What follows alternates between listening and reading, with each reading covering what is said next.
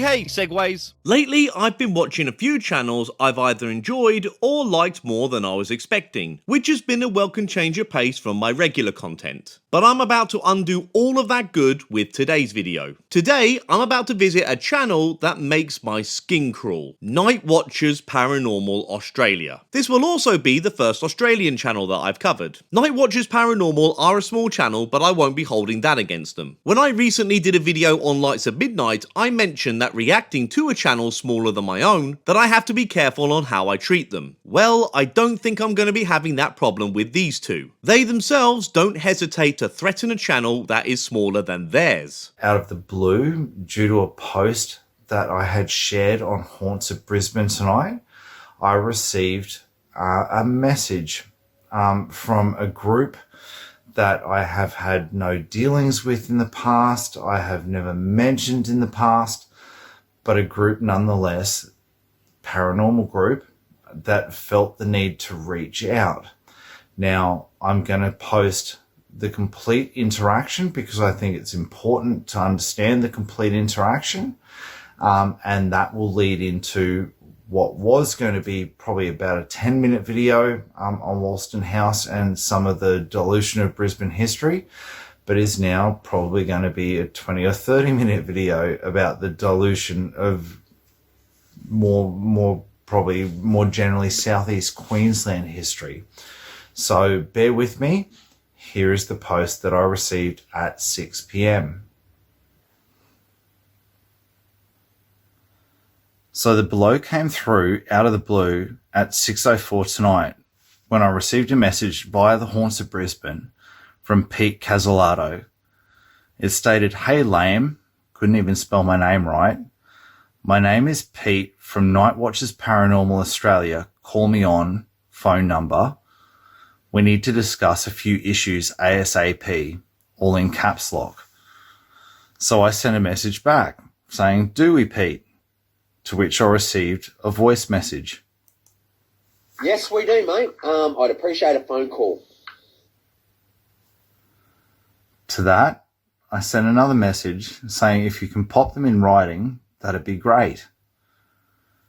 Not the writer, Pete decided to send another voice message.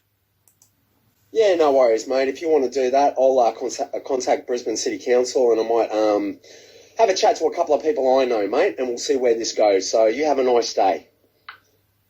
So immediately on the defensive, I shot a message back saying, "Sounds like a threat, Pete. What's this regarding?"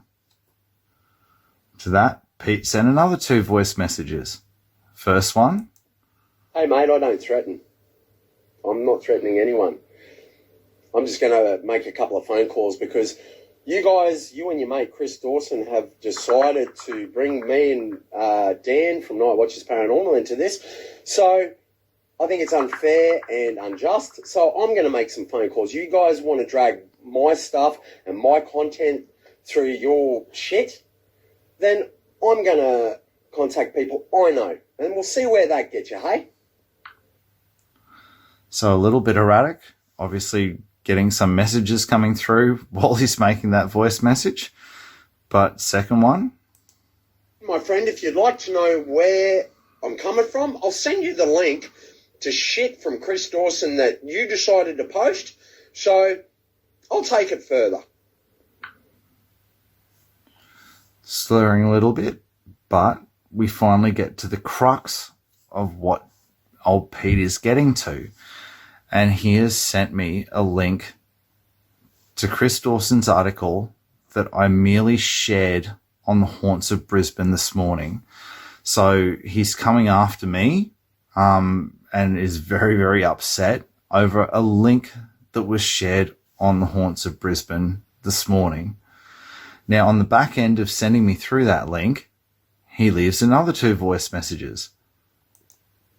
And come on, let's admit it, mate. We know where Chris Dawson is going with this. I don't know who the guy is. Maybe he's chasing 2 minutes of fame. I don't really care. Don't involve me in yours and his shit. Don't appreciate it, mate. Second voice message. "I'm quite happy for you to call me so we can have a conversation about it. But I don't know what I've done to the guy, and I don't know what I've done to you for you to post his shit on your page. I don't appreciate it, mate. Now, on the back end of all of this, I send another message saying, can't say that I know you, have had no dealings with you, and you're currently using a carrier service to harass, which is a criminal offence. Do not contact me again. Unfortunately, old Pete's not one for advice and decided to leave yet another voice message, a minute-long one this time. Come on, mate. You know exactly who I am. It's funny, mate. It's a criminal offence. So what you're doing by slandering others is not a criminal offence. You need to get your shit right, mate. Figure it out. So I'll make those phone calls that I said I was to the council, and we'll see how successful your tours are, mate, because you come after us, Dan and I, and we've done nothing to you or your mate Chris Dawson, I'm going to retaliate. So I'll speak to some people I know in the council, and we'll see how your tours go, mate. So I'm happy with that, dude. I won't contact you again, but if I see anything regarding or towards Dan and myself, I'll be taking it further legally. What I mean by that is I will be coming after you for defamation of character. Do you understand? You and Chris Dawson. You want to post his crap on your page? I'll come after you too, mate, legally. So back off. So all of this drama kicked off because of a link that Haunts of Brisbane shared on their Facebook page. In all honesty, I have no idea what the issue is with Night Watchers Paranormal and Chris Dawson. I don't even know who Chris Dawson is. But even if Night Watchers Paranormal beef with Chris Dawson is legit and just, for them to intimidate a channel that is smaller than theirs over a shared Facebook post is just insane. So after this revelation, I'm going to make the rest of my video guilt-free. And I'm sure Night Watchers Paranormal will make similar threats to me after they watch this video. Or maybe, and hopefully, they have learned a thing or two from their previous mistakes. Time will tell, I suppose. Either way, fellas, if you attempt to intimidate me, it just won't work. And if you want to waste the court's time over silly things like copyright and defamation of character, go right ahead. I will back everything I say up in this video with your own words. And I am also going to make it very clear right now that everything I say in this video are the opinions of Side-Eye Guy and Side-Eye Guy alone. So, Night Watchers Paranormal are an Australian ghost hunting YouTube channel. A good few years back now, they started their YouTube career with challenge type videos. You know the type. They have since deleted all these videos, so I'm assuming they didn't do so well for them. And then eventually they ventured into the world of the paranormal. I could react or debunk some of their paranormal content, like how after 4 years of regularly uploading paranormal content, one of the fellas suddenly realised that they just so happened to live in a haunted house. Yeah, this sounds familiar, doesn't it? Or I could bring up how they've created their own gimmicky looking ghost hunting device as merchandise. GrimPod, more than a REM pod. With an amazing cool design, the GrimPod comes with some amazing features like low power warning, temperature and air pressure fluctuation indicators. An official product from Night Watchers Paranormal Australia. The GrimPod is 100% Australian owned and made. What are you waiting for? Order now.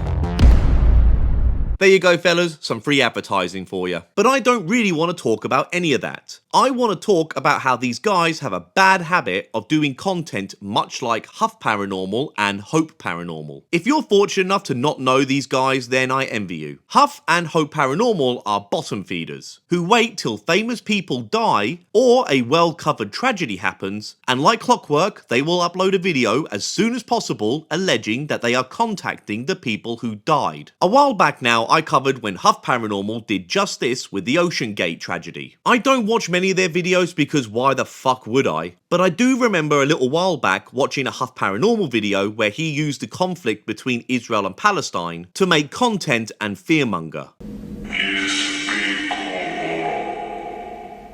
You speak of war? Will there be a World War III? Will this war expand to the United States? Huff rubbing his hands together like this, just thinking of all that YouTube money he's reeling in from fear-mongering the easily fooled. Because make no mistake about it, people actually believe this stuff. People actually seem to believe that Huff is talking to soldiers in the future that are warning us about a potential World War III. Anyway, back to Night Watchers Paranormal. They have done similar videos to this, like this one, where a friend of someone who took their own life wanted Night Watchers Paranormal to try and speak to his spirit. And you can notice how we don't hear from this friend directly, and it's a friend rather than a family member. And in this video, Night Watchers Paranormal have to sit outside a public toilet inside their car. Yeah, this is actually how the video goes down. The reason why we're sitting in the car is that, a bit of a funny story actually. We're here at a toilet block. Now, two grown men at a toilet block don't look good, so we're sitting in the car instead. There is another video where one of the fellas gets a medium to contact one of his friends who passed away, but the video I'm going to be working on today is of even worse taste, and I'm honestly not sure how much of it I'm going to get through because it makes my blood boil just thinking about it. So before I get any further into this video, guys, I'm going to have to put a quick disclaimer here, because the video I'm about to react to, even if it isn't going to be for very long, is about a real life murder case of a child. And if you want to switch off now, I honestly can't blame you. I really do feel it's my responsibility to warn you before we go any further. Dan from Night Watchers Paranormal attempted to make contact with Samantha Knight, a 9-year-old girl who in 1986 was abducted, essayed and murdered by the monster Michael Guider. The serial predator died recently in prison, and I can only hope that the rest of his miserable life was absolutely horrendous while incarcerated. Samantha's body was never found, and Guider, till his death, did not give the details of where the body would be. He did apparently give the location of a grave, but the grave was empty. Guider was a true human piece of shit. So Dan of Night Watchers Paranormal attempts to reach out to Samantha with the aim of a bullshit spirit box and cat balls to try and figure out where she is in fact buried. This is honestly the most tasteless, despicable thing I've ever seen to get views on YouTube. Night Watchers Paranormal have a whole playlist of different videos where they do things like this, reaching out to the dead on YouTube. So hello to anybody that's here, and please say hello if you're new. Hi there, my brother from another mother. Hey Tammy, how you going? Thanks for being here. And who else we got? Hey K-pop mum, Helen, how you going? David, hey David, how you going? Hey Says, how you going? Jake, hey Colleen, how you going? The way Dan treats this like a normal live streams where you act all chipper and say hello to your watchers, it's just really gross and annoying to me. We want to today try and see if we can make contact with Samantha and see if we can get her to give us any answers. For those of you who are regulars to my channel, you may have noticed that I'm not using any cutaways or memes. I'm not being a smartass, I'm not making jokes, I'm not really doing any of that. And it's because I can find no humour in this. None. I hate watching this kind of content. In my opinion, this is the worst of the worst. I'm going to use the Necrophonic app, and I'm also going to be using the voice recorder. We want to see if we can actually get any real life EVPs coming through that. I've made fun of Twin Paranormal and Mackie and Amanda and Mindseed, and I have heavily criticised their ethics during their ghost hunting videos. But this kind of stuff is way worse than any of the regular channels that I normally make videos on. Because at least in those videos, I'm able to make fun of them. I'm able to actually find humour in it. And don't get me wrong, what some of those channels have done is really messed up. But there is no doubt that what we are watching here in this video is just bottom of the barrel. So I've already done my connection and tried to reach out to my spirit guides and any attachments that I've got. I will ask for them again. What a load of shit. Oh, I've also got my cat ball over here, so I'll give it a shake.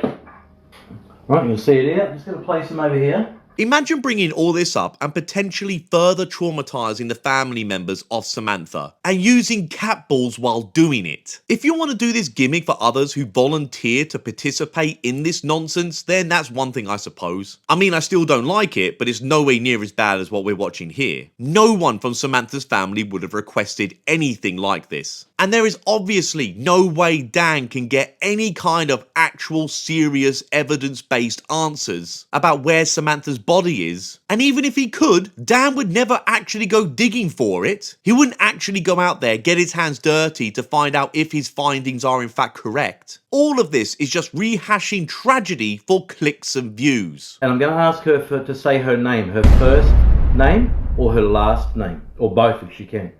Look, cat ball's going off. Cat ball.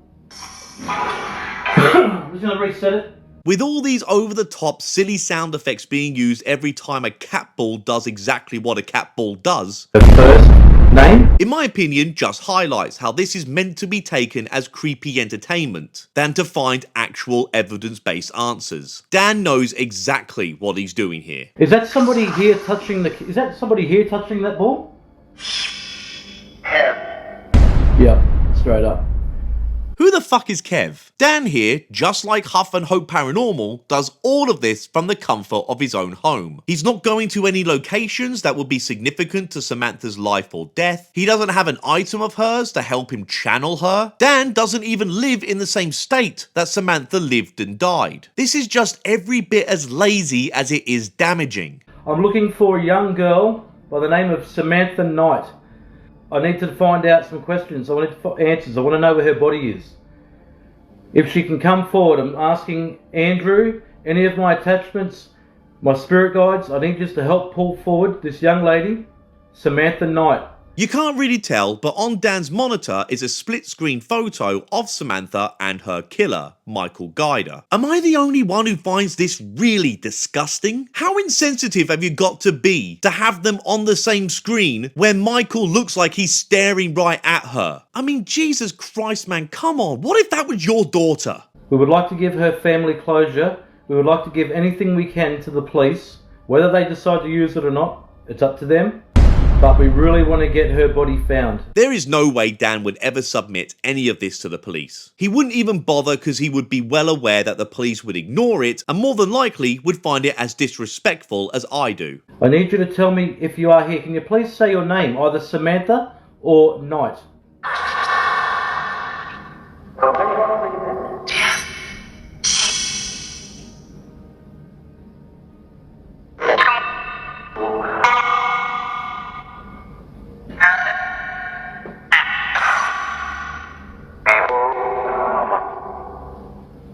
That didn't sound anything like the word mother. But Dan is putting this in text right here because he knows that this is the kind of thing a 9-year-old girl would say who is suffering in the afterlife. I can't watch any more of this gutter trash content. Night Watchers Paranormal should be ashamed of themselves to put this video out on YouTube. And if they had any kind of decency, they should take it down. I don't like watching videos like this. I get no joy out of it. But sometimes videos like this need to be exposed. Just because it gets low views, it doesn't mean it should get some kind of a pass. This should not be on YouTube. YouTube will ban you if you say words like suicide on their platform, but they will allow videos like this? Bollocks. Anyway, I'm done. I'm out. Cheerio.